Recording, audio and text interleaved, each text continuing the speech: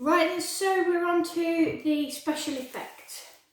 Alright, so the broken glass effect here. Alright, that took a couple of days to dry.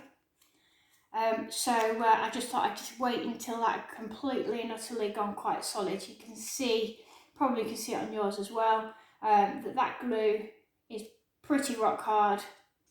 Alright, so what we're now going to do is we're going to have a look at doing some fake blood. Alright, so that we can try and have it make it look like these pieces of broken glass or plastic in our monster. They're going to look like they're actually hurting the ends of the protein spikes, so almost like they're killing, right, the protein spikes, which is what we want really, isn't it? So what I've done is I've done 3 different types of fake blood. I've done an edible one, which maybe isn't that great for the monster, but if it's the only option that you've got, then you could put the edible glue on and take a photograph of your monster.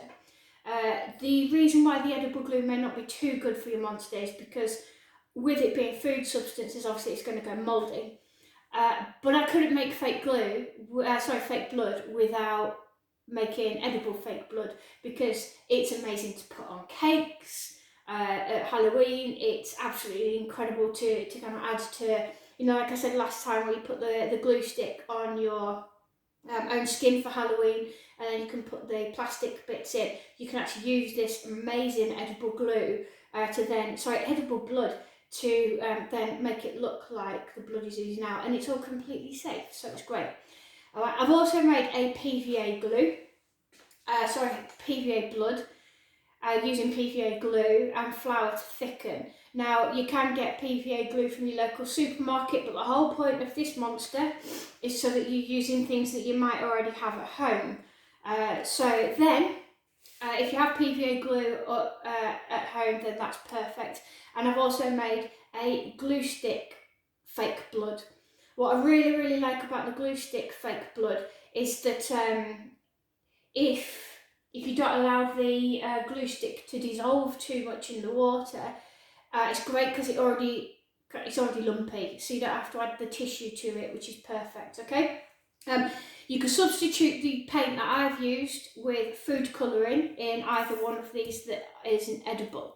Obviously, don't substitute the edible food colouring with paint, otherwise your edible blood becomes non-edible. Okay, so I'll show you the 3 bloods. So this one, your fake blood. Okay, it's backwards.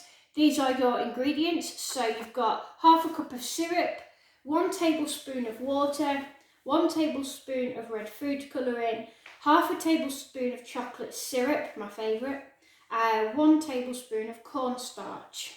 Alright, so I don't have cornstarch, I only have corn flour, so I've used that. Alright, so this here, okay, is the fake edible blood.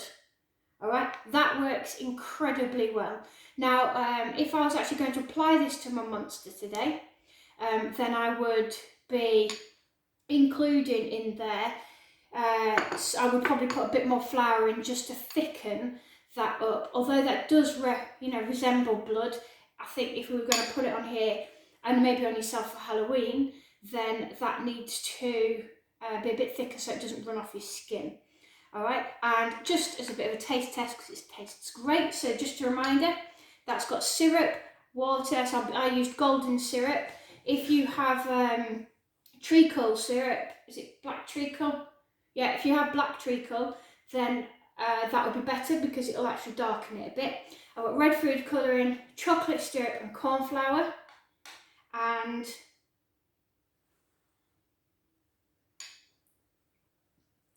does actually taste amazing, especially when you like syrup as much as I do. Okay, so the next one, if you can read backwards, PVA glue, flour to thicken, red paint, brown paint, and I've got tissue for later. Alright, this is not edible. Alright, this is here. Alright, so you can see there straight away that is a bit more gloopy. Now that's going to work really, really well on the monster, because it is going to drip, it is going to represent blood, and I can put it on here. It's going to drip, so it's going to look really good. But you can see that the colours aren't quite as bright, because with food colouring it is bright, whereas this, look, you're edible. I probably can't tell in this light, but that one looks more like blood because of the food colouring. Okay, so remember then this one.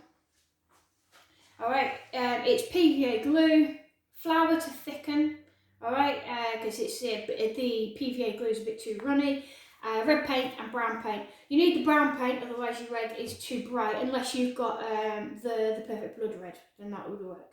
And I have here some tissue, alright. Toilet tissue is better than kitchen roll, because kitchen roll tends to be a little bit more sturdy, and we need this to break up.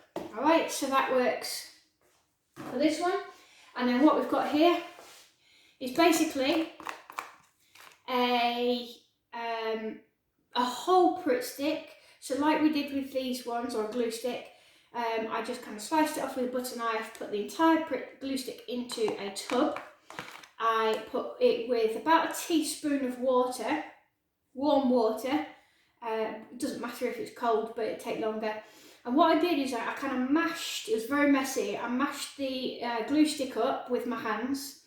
I put the paint in, and I mixed it up, and I added the water, because the water, what does, break the glue down. Now if you wanted it to be completely smooth, then you could break up the glue stick. Again, you have to do it with your hands because it's quite thick. You could break up the glue stick, and then you can put the water in, and then the warm water, about a teaspoon, and teaspoon, and then let it kind of settle overnight, and then that way it'll kind of melt the glue a bit more and make it smoother. Alright, so this one is perfect if you're at home and you don't have PVA glue. Alright, this is what PVA glue looks like. I've got a massive tub of it at home. Okay, but you can buy smaller tubs at the supermarket. Alright, so I'm going to go with the one that is more accessible at home, hence the point of this monster. Alright, and all I've done is, what I like about this is the fact that it's already got lumps. And I know blood doesn't have lumps. Blood is, like this fake blood here, it generally doesn't have those lumps, it's very drippy. But when I want the flesh, okay, I want the flesh to look as though it's kind of breaking apart with the glass. Alright, so all I'm going to do, okay, is teaspoon at a time on each stem. Be very careful, trying not to get too much on the glass. Okay, you are going to have to use your fingers with this.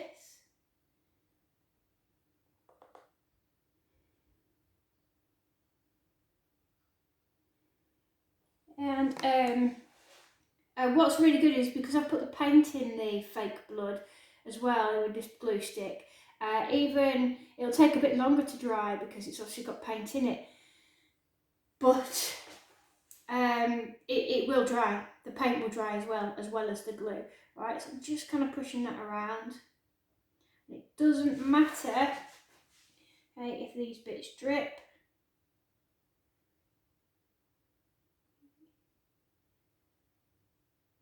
Or some of you might be thinking, well, why don't we add, just basically use this PVA glue when we were doing the bottles, when we were putting the bottle glass in.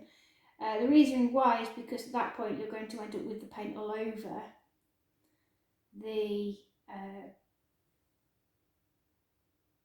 all over your hands and all over your glass.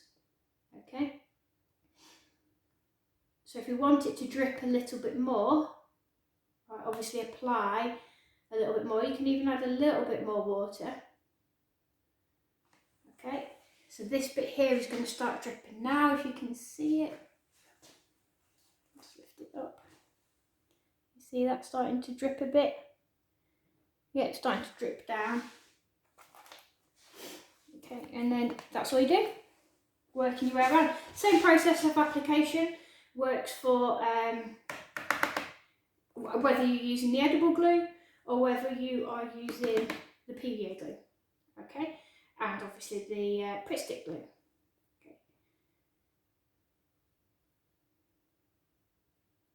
I'll just cover this one, and then if you have got PVA glue, I'll show you how to use it with the tissue to create those lumps and bumps.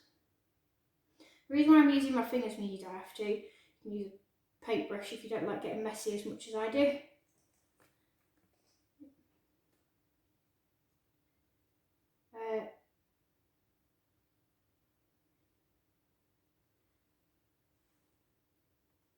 You do need it to be quite thick as you're applying it, because the blood does, you don't want it dripping all over the place. You want some drips, but not absolutely loads of them.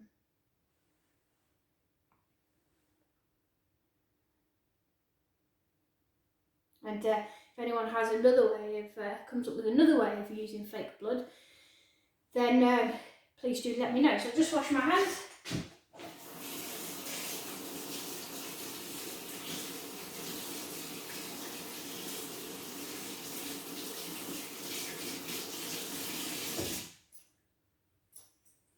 So what we'll do now then, so that's one protein spike that has got lumpy, fleshy blood, alright, coming off it. What I might do is, once that's completely dry, and that might take a little while, is then start to look at either some paint or even makeup to try and make that the difference in the shades, which should work quite well. Alright, so just put that to one side, and I'll quickly show you what to do with the PVA glue. I am not going to use the edible glue, edible blood, because I want to be able to take this to work and show students it when we get back to face-to-face learning, and obviously I can't do that if parts of the protein spikes have gone mouldy. Alright, so all we do is rip off our tissue. We're going to mix it in, okay, with PVA glue. The reason why we add water, the flour, as I've said, is because we need it to thicken up, otherwise PVA glue will just drip absolutely everywhere. Alright, now if you don't want lumps with your tissue, feel free, don't add lumps. Okay, so that does look like a bit of flesh that's come out of your body if unfortunately you've cut yourself, maybe, as bad as this monster has anyway. Okay, and all I'm going to do is basically put that over one of my protein spikes that's completely covered in PVA glue. There's a bit of corn flour there showing off. Right, push it around so you're creating fleshy lumps. Right, so I'm just kind of pushing it in, and then just put that over exactly the same as the glue stick, just this time we've put some tissue in to add even more texture. Okay, so you can see there it's dripping already. Okay, if, like I've done, you've got the glue all over the spikes, maybe you're after that effect, maybe you quite like it. Okay, so again, another bit. This is a bit of a messy job. I am using here an old teaspoon. Please don't use a teaspoon that's in your parents' cutlery tray. We don't want that. Okay, so I'm just making sure that the tissue has got PVA glue in it pretty much all the way through. So that was broken up perfectly. All right, really good. So pick it up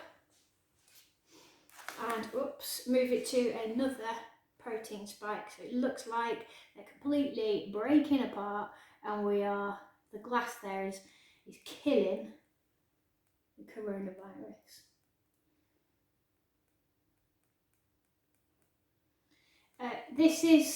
The PVA glue works as a Halloween bloody makeup effect, but I wouldn't suggest, especially with the tissue, I wouldn't suggest that it's ideal unless you do check that you've got no allergies to whatever is inside the PVA glue. I personally stick with the edible glue and adding tissue. Obviously, it's no longer edible if you put tissue in it. I guess you could always get rice paper, edible rice paper, add that to it. Okay. Alright, and that's it. You just keep covering up each protein spike with fake blood. Obviously, you could purchase your own fake blood, actual, supermarket fake blood, and see whether that works with it. But use stuff at home if you can. Right, enjoy. Tomorrow we will be doing Vaseline and flour to add to this part of the coronavirus that is going to just ooze outwards. Alright, these probably won't quite be dry when I do that. Have a lovely weekend. Bye bye.